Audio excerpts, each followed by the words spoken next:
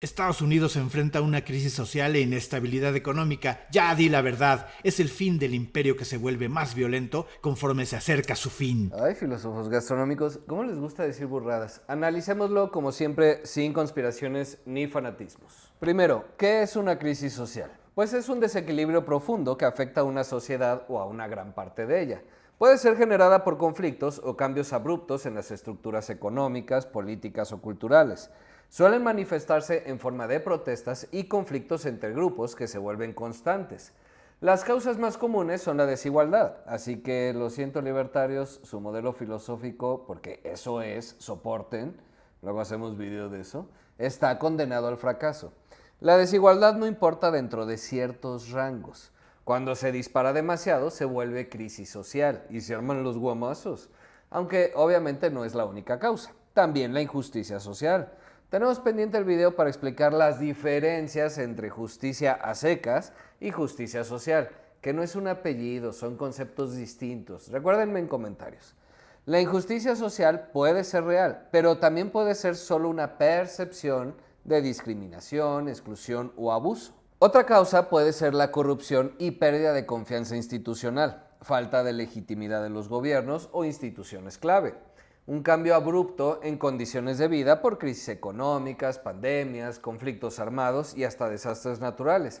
Y por supuesto, también existen los choques culturales o ideológicos, tensiones derivadas por cambios culturales, religiosos o políticos. Ay, Wox, de veras, son tan fantasiosos como los libertarios. Ambos se inventan realidades. ¿Ves? Estados Unidos cumple con todo, están en crisis en todo. Casi todo. Económicamente no, ya lo veremos, pero en lo demás sí. Entonces es el fin del imperio. ¿Cuándo aprenderemos que crisis y destrucción total no son lo mismo? Vean el video de recesión, depresión o crisis. Obviamente hablamos de economía en ese video, pero igual aplica para lo demás. Una crisis es una situación de desequilibrio, tensión o conflicto que exige decisiones rápidas y profundas para restablecer el equilibrio. Para dimensionar la crisis sirve mucho poner un poco de perspectiva.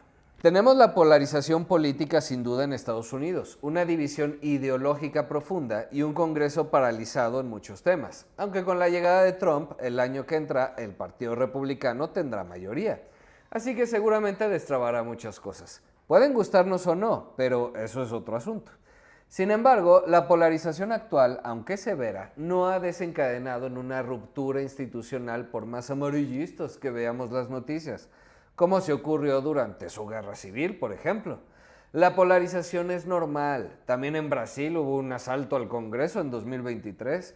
En México, ¿recuerdan la toma de protesta del Espurio? No quiero menospreciarlo, pero todo eso son chismes de lavadero comparado a una auténtica ruptura institucional. Quizá la más grave es la crisis racial, con movimientos como Black Lives Matter y las tensiones migratorias poniendo en evidencia fracturas sociales históricas. Pero tampoco son nuevas. En los años 60, el imperio sobrevivió al movimiento por los derechos civiles, que enfrentó tensiones raciales aún mayores, solo que nuestra memoria es corta. Sin duda, deben resolver sus temas y los progresos avanzan muy lentamente y a veces retroceden. Los procesos de cambio llevan décadas o siglos. Crisis racial, la de Sudáfrica, por ejemplo, y Estados Unidos tendrá muchos problemas con los migrantes, pero sigue siendo el país que los recibe. ¿Cómo estarán los otros? Todo lo anterior obviamente no es nuestra especialidad, así que tampoco profundizaremos mucho. Naturalmente son problemas muy serios que la sociedad gringa tiene que resolver, como nosotros debemos resolver nuestras crisis migratoria en la frontera sur, violencia de género y feminicidios, corrupción sistémica, racismo y clasismo muy profundos y por supuesto nuestra crisis de desaparecidos y violencia. Aunque la tendencia ya va a la baja, no, bueno, ¿cómo les encanta hacerse chaquetas mentales? En Estados Unidos se roban más autos. Sí, esa es la estupidez que usan últimamente para decir que hay más delincuencia en Estados Unidos. ¿Y no es verdad? Sí, roban más vehículos que en México. 300 vehículos por cada 100,000 habitantes en Estados Unidos contra 49 en México. Claro que en Estados Unidos hay 800 vehículos por cada 1,000 habitantes, mientras en México solo 358. Así que casi podríamos hablar de índices similares, pero matemáticas, cómo nos duelen. Es mejor una buena historia, una narrativa. ¿Cuándo aprenderemos?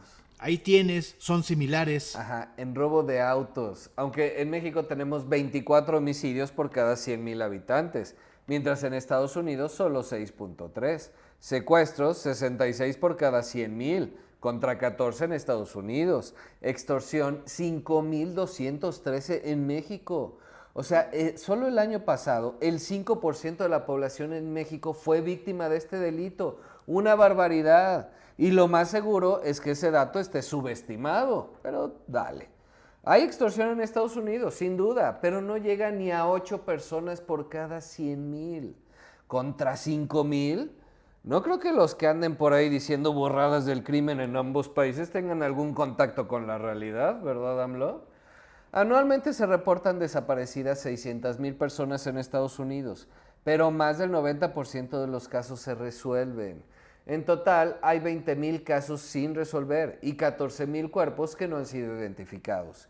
En México hay 119,000 personas desaparecidas o no localizadas, con 1/3 de la población de Estados Unidos, y al menos 52 restos humanos sin identificar, por no hablar de desapariciones forzadas. Una desaparición forzada significa que la comete una autoridad municipal, estatal, federal, el ejército, mientras que en Estados Unidos, pues, ya dejen de decir idioteces, por favor. Los índices delictivos, si bien en Estados Unidos no son los mejores del mundo, sí están lejos de representar un problema mayor. Una ruptura institucional real, como la guerra civil, requiere diferencias mucho más profundas que un tema de identidad, por llamarlo de alguna manera. Independientemente de con quién estemos de acuerdo, no se ve que ante una crisis electoral, por ejemplo, estados clave rechacen reconocer al presidente electo. ¿Podría pasar en unos años? ¿La próxima elección? Pues sí, ¿quién conoce el futuro? Pero no ha pasado, ni hay indicios reales de que algo así pueda pasar. Discursos y hechos son cosas distintas. Movimientos separatistas en Texas o California carecen de apoyo real. Hay tensiones, sin duda, casi tantas como en Yucatán o Nuevo León, mucho menos que en el Tíbet o Cataluña. Está el tema de proliferación de milicias armadas que han tenido enfrentamientos violentos entre grupos ideológicos y que podrían desestabilizar regiones específicas o erosionar el Estado de Derecho, si el gobierno federal pierde la capacidad de imponer el orden, lo que se ve poco probable. Por ejemplo, en 2016 un grupo armado ocupó un refugio federal en Oregón para protestar contra políticas de uso de tierras, aunque no hubo ningún enfrentamiento real. En Charlottesville, en 2017, se enfrentaron grupos armados de extrema derecha y contra manifestantes, participando grupos organizados como los South Keepers, búsquelos en su celular. Más recientemente, un complot de la milicia Wolverine Watchmen, no bueno, ya usan nombres de superhéroes, qué ridículos. Complotearon para secuestrar a la gobernadora Gretchen Whitmer por tensiones sobre las restricciones de la pandemia. Sí, son un chiste.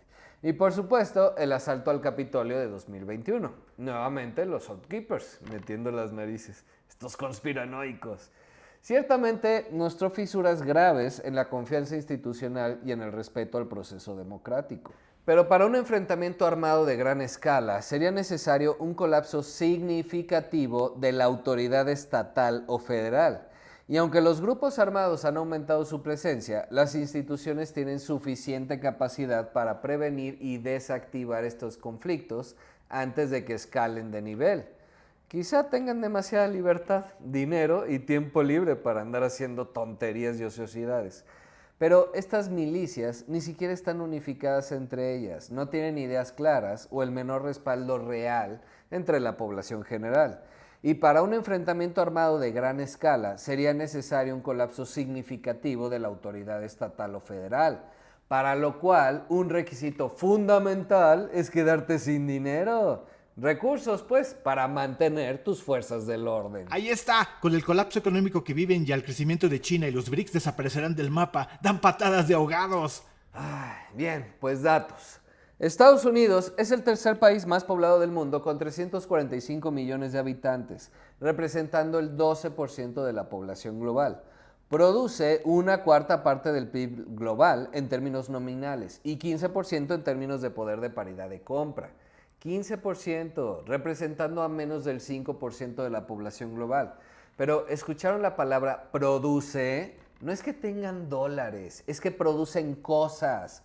Obviamente tiene uno de los PIB per cápita más altos del mundo, el sexto en términos nominales y el octavo en términos de poder de paridad de compra con $81,695 por cobezo.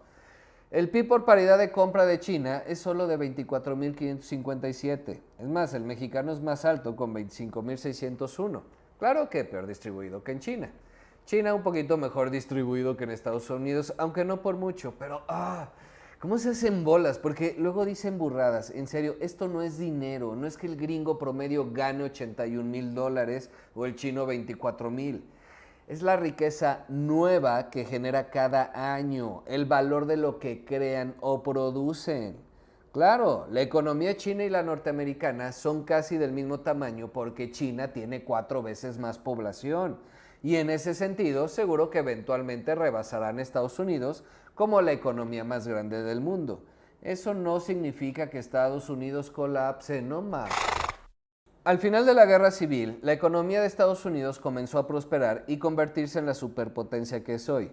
Entre 1865 y 1898, la producción de carbón aumentó 800%. A mediados de la década de 1880, había superado a Gran Bretaña como el principal productor mundial de acero y bienes manufacturados. Desde finales de la Segunda Guerra Mundial, época conocida como la Edad de Oro del capitalismo, su economía ha crecido de forma constante y estable, con bajo desempleo e inflación. Para 1960 se consolidó como la nación más rica del mundo, seguido por la Unión Soviética, Alemania Occidental y Reino Unido. Es una economía de mercado capitalista, caracterizada por ser resiliente, flexible e innovadora, nos guste o no. En términos generales, el gobierno ha permanecido relativamente pequeño, evitando el intervencionismo. ¿Cómo que evitando? Cálmate, energúmeno, el intervencionismo económico, internamente. Claro que el ejército es mercenario de sus corporaciones en el extranjero, o lo era, pero estamos hablando de economía, no de política exterior, así que cálmate. Lo que sí es que regula cuando lo considera necesario, cuando entra en crisis, ¿se acuerdan? Crisis, respuesta rápida y contundente. Es una economía dominada por empresas privadas y pocas empresas estatales como el Servicio Postal, la Comisión Reguladora Nuclear y Amtrak, la empresa de ferrocarriles. Lo más importante es que es una economía muy diversificada. Producen cosas, los recursos naturales no te sirven de nada si no los puedes transformar. Una quinta parte de su PIB proviene del sector financiero, seguros y bienes raíces. 13% servicios profesionales y para las empresas, abogados, médicos, ese tipo de profesiones. 11.6 es PIB generado por el gobierno. 8.4 servicios educativos y salud. 6.3 comercio al por mayor. 5.8 comercio al por menor. 4% construcción, 6% manufactura de bienes durables, 5% manufactura de bienes no durables. La agricultura, pesca y explotación forestal es menos del 2% del PIB y este dato va a ser relevante, acuérdense. ¿Cuánto genera la venta de armas? Pues es algo así como 0.076%. ¿Qué? No mientas. ¿Tienes otros datos o hablas al tanteo? Ya si consideras servicios de defensa, investigación y desarrollo y el gasto militar total, que incluye una amplia gama de actividades más allá de la producción y venta de armas, sí representa el 3.45% del PIB. Pero no son armas, ni siquiera la exportación de la misma. Valiente imperio sería vendiendo más armas de las que consume para sí mismo. Pero los recursos naturales que explotan el extranjero. Pues no sé qué entiendas por eso. Hay empresas gringas explotando recursos naturales en África, América Latina y otros países, pues sí, sin duda. Pero eso contribuye más al PIB de esos países que al gringo. Ahorita lo vemos. Primero me gustaría contarte cómo funciona su recaudación fiscal, que equivale al 25% del PIB, por debajo del promedio de la OCDE, que es 34%, pero un montón más que México, que tiene la razón impuesto PIB más baja de la OCDE, 18%. Bendita informalidad y populismo de todos los bandos. 44% de lo recaudado proviene de los impuestos al ingreso y rendimientos personales, lo que conocemos como ISR. 7% de impuestos corporativos, absurdamente bajos, por supuesto, aunque es mayor que en China. En China es 21%, por eso es mejor país. Ternurita, sí, en China es 21% el corporativo y 6% el personal. Así que es fácil concluir que China cobra menos impuestos a las ganancias que Estados Unidos. Pero además, ve el video de impuestos a empresas. Siempre es el individuo el que acaba pagando, no importa cómo lo estructures. Y ya no me interrumpas, ya casi te contesto lo de las intervenciones. Contribuciones a la seguridad social, 22%, 10% de impuestos sobre la propiedad y 16% impuestos tipo IEPS a bienes y servicios como tabaco, alcohol y gasolina. Además, cada estado puede establecer su sales tax, o sea, su IVA. La economía se orienta a sectores competitivos que incrementan la productividad por trabajador y con ello el ingreso que reciben. Ahí les dejo la tabla para que le pongan pausa y la analicen. Al servir a un mercado global, las inversiones en los sectores exportadores crecen y con ello la escala de producción que permite reducir costos. El comercio ha sido y es un motor de crecimiento. Estados Unidos es el segundo exportador mundial de bienes después de China, pero en servicios es el primero. ¿Servicios? Sí, cosas como transporte marítimo, aéreo, financieros y de seguros, telecomunicaciones, viajes, propiedad intelectual, salud, educación, ese tipo de cosas irrelevantes. Como importador es el más grande tanto de bienes como de servicios. En total, sus exportaciones representan 8.5% de las exportaciones globales y alrededor de 11% de su PIB.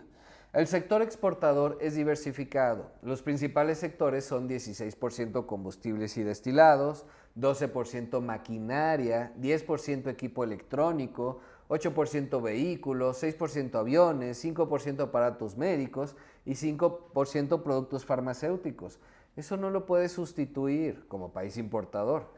Y otra vez, hablar de que exportan maquinaria o aparatos médicos tiene que ver con la innovación. Esas cosas no se crean con echaleganismo. Pero la clave es el consumo interno, que representa 68% de su PIB. Como referencia, en China es apenas el 39% y Alemania 53%.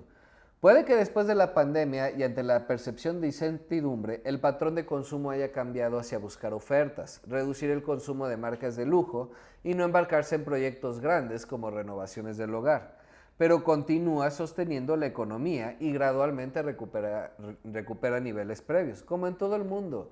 Y eso lo que significa es que el mundo necesita más a Estados Unidos de lo que Estados Unidos necesita al mundo. Entérense. Otro punto importante es que desde 2019 Estados Unidos es exportador neto de energía, exporta más de lo que importa. Hasta 1950 el país prácticamente producía lo que consumía, pero el consumo superó la producción de 1958 a 2018. La diferencia era cubierta con importaciones, particularmente de crudo y productos del petróleo como gasolina y destilados. La producción de crudo y gas natural se fue incrementando, reduciendo la necesidad de importar, e incluso llegó el punto en que fue posible exportar. Esto ha permitido que el conflicto de Rusia-Ucrania, pues básicamente le dé un poco igual. No le importa como a los países europeos. En específico, en crudo es importador, pero parte del crudo que compra se refina en derivados que se exportan. ¿Ves? Por eso es buena idea la refinería. Hay que impulsar la industria de transformación. Pues sí, la cosa es que no te cueste más. No lo voy a lograr contigo, ¿verdad? Eso de las mates nomás no. Vean los videos de Pemex. Y además, los antiimperialistas no eran los más críticos del echaleganismo y el mito de la meritocracia. ¿Crees que por poner una refinería ya te mereces ganar más? ¿Con qué tecnología y qué escala de producción tendrás para que tu refinería funcione y te convenga? Son ocurrencias nada más de políticos que no son empresarios. Su objetivo no es realmente el beneficio económico, sino el respaldo popular. En eso sí toca darle la razón a los libertarios, pero bueno, sigue haciéndote chaquetes mentales, ándale. Así, no solo no vamos a alcanzarlos nunca, nos alejamos cada vez más. A ver si ya se enteran, vean la gráfica. El gas natural fue el principal producto que cambió la relación de exportación e importación. Representa 26% de las exportaciones energéticas de Estados Unidos. Como decía, la innovación es fundamental para explicar el éxito del país. Las actividades de investigación y desarrollo representan 2.3 de la actividad económica, un nivel similar a lo generado por los establecimientos de servicios de alimentos y bebidas. 85% del valor agregado de investigación y desarrollo es de empresas privadas, 8% de gobierno y 7% de organizaciones no lucrativas. Chequen este dato, solo en 2023 casi 58,000 estudiantes obtuvieron un doctorado, de los cuales 35,000 son ciudadanos estadounidenses o con residencia permanente. Pero lo más importante, 45,000 estudiaron un doctorado en campos científicos o de ingeniería, solo en un año. El desarrollo de ciencia y tecnología en Estados Unidos no tiene comparación en el mundo, ni lo que invierte en la misma. China la lleva más o menos, pero sigue sin desarrollar nada relevante todavía. Pero ahora sí, lo que todos los filósofos antiimperialistas estaban esperando. Además, es rico en recursos naturales. La explotación de recursos por empresas estadounidenses que operan en otros países pueden beneficiar a accionistas y corporativos, pero no impactan el PIB gringo, no beneficia en algo a los ciudadanos gringos, ni el Estado cobra impuestos de eso. Estados Unidos produce petróleo, tiene grandes reservas de gas natural, cuarto lugar de reservas que durarán al menos 60 años, carbón, las reservas probadas más grandes, hierro, cobre, zinc, plomo y otros minerales. Más de 2/5 partes del territorio se usan para agricultura, tabaco, algodón, uvas, cítricos, maíz, trigo, lo que se te ocurra. El 7.5% de los bosques del mundo están en Estados Unidos. Ocupa el cuarto lugar de reservas de agua dulce después de Canadá, Rusia y Brasil. El agua de Argentina les importa 2 cacahuates, ridículo. Estados Unidos importa alimentos, sí, pero más que nada extras, gustitos. En realidad es uno de los principales productores agrícolas a nivel mundial, con muy fuertes subsidios por parte del gobierno. ¿Cuándo aprenderemos? Hay prioridades. Lo que le permite ser autosuficiente. Claro que existen áreas conocidas como desiertos alimentarios, en las que los residentes tienen acceso limitado a alimentos frescos, a menudo ubicadas en comunidades de bajos ingresos y predominantemente de minorías, y que dependen de tiendas de conveniencia con opciones menos nutritivas. Esto afecta a más de 23 millones de estadounidenses. Pero su problema no es de producción de alimentos, esos le sobran. Tiene problemas sí con la adecuada distribución, acceso y desigualdades económicas que impiden que todos los ciudadanos se beneficien de esa abundancia. Digamos que su autosuficiencia no garantiza una alimentación adecuada y saludable, pero tiene la mitad del problema resuelta a diferencia de prácticamente el resto del mundo. Se espera que la población de Estados Unidos en 2050 alcance los 380 millones, o sea, seguirá creciendo. 82% del crecimiento poblacional entre 2005 y 2050 será de inmigrantes y sus descendientes, lo que representa un riesgo para más choques culturales. Tendrán que lidiar con ello. Si nada cambia para 2050, ya se verán los efectos del envejecimiento de la población. 22% tendrá 65 años o más. Hace 10 años ese porcentaje era 15%. Como referencia, en Japón actualmente 28% de la población ya tiene 65 años o más. Alemania 21%, el Reino Unido 18%. Esto le da un margen más amplio a Estados Unidos para seguir produciendo y creciendo a partir de una fuerza laboral que todavía crecerá. Después de 3 años, la inflación está cediendo. Los precios no están aumentando al mismo ritmo, pero tampoco han caído. En particular en los productos básicos. Una combinación de una alta demanda, que no se da porque estén jodidos, y de las corporaciones buscando obtener márgenes. Pero en general el panorama es positivo, en tanto el crecimiento del salario es mayor a la inflación de los alimentos. Se ha logrado controlar la inflación sin crear una recesión. Vean el video de depresión, recesión o crisis. Y aquí la Reserva Federal es clave, como lo es el Banco de México para México. Sus decisiones son tomadas de manera independiente, no requieren la aprobación del gobierno federal.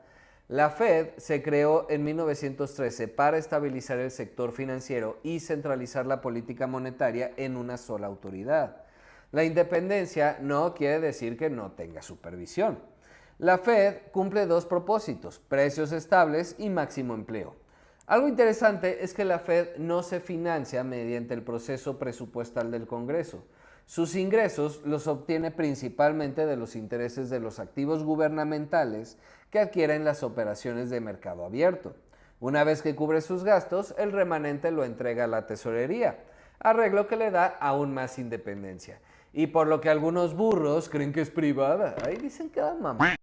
La verdaderamente mayor crisis social que enfrenta Estados Unidos actualmente es el tema del fentanilo, cuyas muertes por sobredosis aumentaron más del 90% entre 2018 y 2021, alcanzando en 2022 el peor año, más de 200 fallecimientos diarios por sobredosis de opioides sintéticos. Es difícil estimar el número exacto de personas adictas, pero se calcula que hay más de 15 millones de personas con trastornos por uso de sustancias, de todo tipo, no solo fentanilo. Suena mucho, pero representa solo el 5% de la población, no es mucho mayor que en otras partes del mundo. Aunque sí preocupa indudablemente el tema del fentanilo por su adicción y letalidad, muy grave. Pero no es que todos los gringos sean adictos y su cultura decadente, no digan mamá, por favor. Puede no gustarnos su estilo de vida, indudablemente tienen problemas muy serios en áreas de salud, consumismo, obesidad, hasta bullying si quieres, la contaminación que producen, racismo, como ya mencionamos, y otras linduras. Pero no caigamos en estereotipos. Decir que los gringos son adictos y decadentes es menos apegado a la realidad que decir que todos los mexicanos son flojos e ignorantes. Cuestiónense un poquito, hombre. Solo hablas de las cosas buenas y minimizas todo lo malo. No lo minimizo, es gravísimo, pero tenemos que entender que todas las sociedades tienen sus problemas, gravísimos las de todos, incluido China. Sucede hasta en las mejores familias. La pregunta era si estamos ante el fin del imperio y la respuesta es, pues como la economía más grande del mundo, sí, pasará en pocos años. También perderá influencia, siempre que China no la cague, lo que está por verse. Pero eso no significa que se vaya al carajo o se arruine. Hice un video no por hablar solo de lo bueno, sino explicando por qué no se derrumbará. El progreso de China y otros países no necesitan venir acompañados de la caída de otro. Si quieren un video de todo lo malo, con gusto lo hacemos, desde su desigualdad, la concentración de riqueza, su sistema de salud que no es lo mejor del mundo y deja a muchas personas sin acceso, su esperanza de vida que si bien no ha caído, no ha aumentado tanto como en otros países de ingreso similar, principalmente por fallecimientos debido al mal manejo de COVID, las muertes por sobredosis y lesiones accidentales, enfermedades del corazón e hígado, mala alimentación y suicidios. Además, no serán felices si no hablo del intervencionismo, en particular en América Latina, aunque eso solo lo pone como el imperio malo, ignorando para variar el intervencionismo del otro lado del mundo. Depende de qué lado lata tu corazoncito, izquierda o derecha. Un intervencionismo te parece bien y el otro horrible. Uno lo ignoras y el otro lo exageras. Al tiempo que ignoras una y otra vez las decisiones internas.